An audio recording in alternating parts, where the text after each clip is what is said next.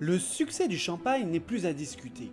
Entre fêtes et simple apéro, cet alcool baigne dans les habitudes des Aubois.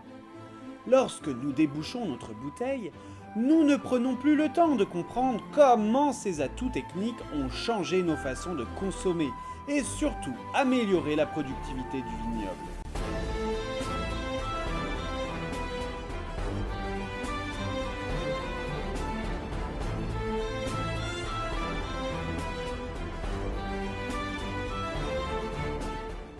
Comme toute histoire, on commence toujours par une légende.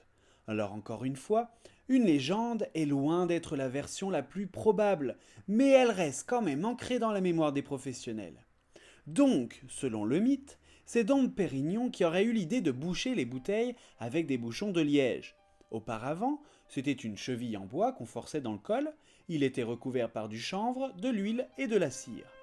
La pression faisait sauter le bouchon, alors ce n'était pas pratique. C'est pourquoi Dom Pérignon prit l'idée des Espagnols. Les moines de retour de Compostelle utilisaient des bouchons de liège pour leurs gourdes. Donc reprenons depuis le début.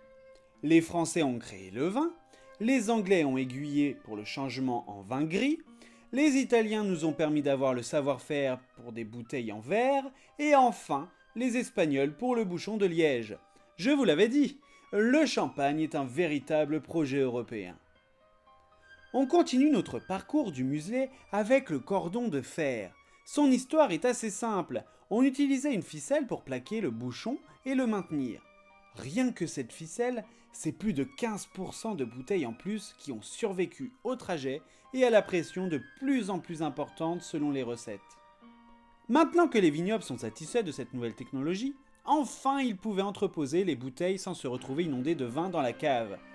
Seul problème, les rats qui s'amusent à grignoter le bouchon. Une perte de plus en plus excessive. C'est pourquoi l'idée d'une plaque en fer est mise en place.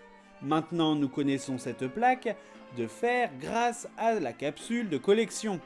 Merci aux rats de nous fournir cet atout esthétique.